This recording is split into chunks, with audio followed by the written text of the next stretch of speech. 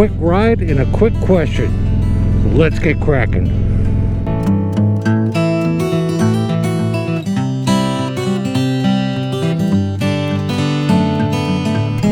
Good moto morning. Welcome to Kraken's Garage. I'm your host, Eric. On a Kraken's Garage, we discuss all good things on 2 and 3 wheels, plus some scooter and mini moto content. Today, I'm headed up to the post office to mail some more swag out. Not to Australia yet. The prices are still out of control. We're working on that. And pick up some mail. It's 70 degrees today. A couple days ago, it was snowing. Virginia is really kind of crazy area this time of year. It's not uncommon to get 40, 50 degree swings in temperature this time of year. One day it'll snow, the next day it'll be 70 degrees, so it's kind of strange. But everything's starting to green up. The buds are all coming out.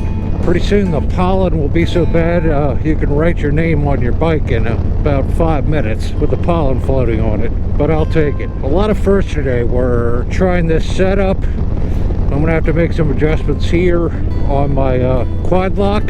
It's a little obscene where it is right now, and I need to figure out where to place my GoPro that faces towards me for motovlogging with dual screen. May do a suction cup, or I may just mount it up here on this lip up here.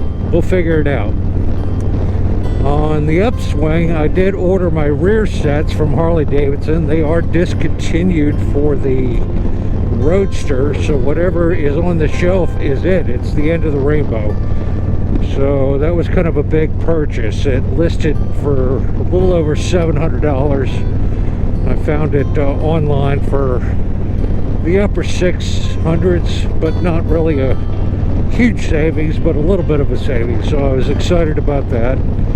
And that's the final piece to the puzzle on the cafe build. So we'll get to finish that up this spring, and that should be a fun ride this spring. I'm looking forward to it. Wow, it's just beautiful outside. So a lot of firsts today. The first is testing this out on this bike, my quad lock. The second thing is this is the first ride with the Indian branded fishtails that I absolutely adore. You guys are funny. Several of you were like, oh my gosh, that's the ugliest thing I ever saw in my life. But many of you were like, yeah, thumbs up, it looks great. I love it. I don't care what anybody else thinks. They're not super loud when I'm just motoring on down the road, and that's what I was looking for. And I think the fishtails subdue it a little more, so I'm digging it. I love it. I have to remind myself of that. I'm walking around in the garage, and I cut my shins wide open on them for the 10th time this summer. That's going to happen. Today I wanted to talk to you about a question, and the funny thing is I had this video slated to talk about on my next motovlog. Harley Gurl up in Canada, Gloria, had just posted the same question on Instagram, so I hope she doesn't feel I'm stealing her thunder. But my question is to you: what got you into motorcycling? Was it somebody? Was it a friend? Was it a neighbor, an uncle? What made you decide to take that chance and take up the sport? For me, I'll share a picture somewhere up here. My best friend, Jimmy, here in Virginia, it's been a long time since I've seen him. I haven't heard from him in decades, sadly, but we were inseparable all through grade school and into middle school, and then of course in high school I went out to California. But when I was very young, I don't remember how old I was in that picture, but Jimmy had one of those old Briggs & Stratton scooters. Darn thing had no brakes, and we were experimenting in this picture. We had made a small jump, and he was laying down trying to capture a picture of, and I was doing the same for him, to jump over that jump on that mini bike. No helmet, no safety gear. It's a wonder we're both still alive. But when I rode that mini bike around, I was godsmacked. I was absolutely godsmacked. At a very young age, I'm like, this is the coolest thing I've ever seen in my life, and this is something I want to do. So that opened up Pandora's box, and pestering my mom, who couldn't afford it, and my dad eventually, who said, heck no, you got to go out and earn and pay for it. And that's why I went out and got my first job at minimum wage. Now, get a laugh at this. Minimum wage when I took that job was $1.35 an hour. So when we talk about having to work off the when I went to jail and got the bike impounded and paid all the tickets, it was about $500. In real-time hours working at that fish and chip shop was about 400 hours worth of work to pay that situation off. So crazy stuff. The second most important thing is I went to high school for 1 year. It's odd. Here in Virginia, high school is 9 through 12, and in California it's only 10 through 12. So actually I attended my first year in high school here in Virginia, in Fairfax, Virginia. A friend of mine in middle school and eventually high school, his family had a Honda 100 Enduro Honda.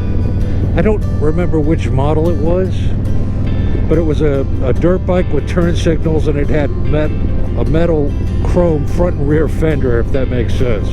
Red with kind of a white swoosh down the side with the Honda on the side. This poor friend, his name was Jock, J-O-C-K.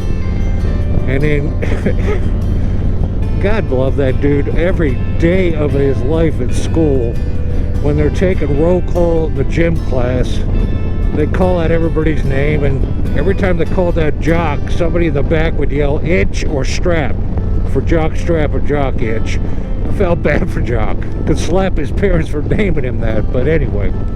Jock and his family invited me out to an outdoor club. I can't remember the name of it. IzaakWaltonLeague, I want to say, had a facility out there, a gun range, there was camping, there was a pond for fishing, and there was trails up in there.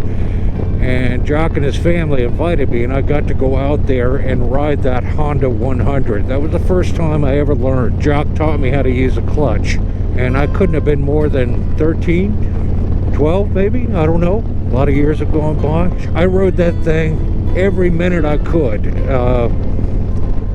I had a couple of dollars in my pocket. I gave it to Jock's dad. I'm like, here's for the gas, because I'm just eating this up. I was running that thing morning, noon, and night, just beating it to death. I had the time of my life, and at that moment I said, that's it, this is me for the rest of my life, this is me. And that opened up the door to me getting a job when I moved to California and saving up my money to buy that Yamaha RD400. I'm sorry I don't have a picture of that 100, but that was that Jock's family that we ride, but it was a game changer for the rest of my life, and I'm eternally indebted to both Jimmy and Jock. Those two boys changed my life forever. They exposed me to something that really became deep-rooted and woke something up in my soul that has carried on for half a century. So what is your ambition, or what pushed you in the direction to take up this sport that's quote-unquote dangerous, make you decide that you want to ride? I'd be interested in hearing your story. Leave the comments down below. I'd love to hear everybody's take on that. That could have happened last week, it could have happened 30 years ago. It depends on everybody's situation is different. So if you're interested in sharing, I would love to hear it. That's just a quick video of heading up to the post office. I think I'll end it here. Quick moto vlog. It's really nice to get out this time of year to some nice weather and sunshine on my face. There's my ghost dog Bullet. He's here to remind me to wrap this video up. If you would like to become a Patreon, the link is listed down below. If you like this video, give it a thumbs up. If you didn't like it, give it a thumbs down. If you want to see more in the future, hit that bell right down there in the corner. And remember, folks, go riding. It's good for you, and I'll see you in the next one. Peace.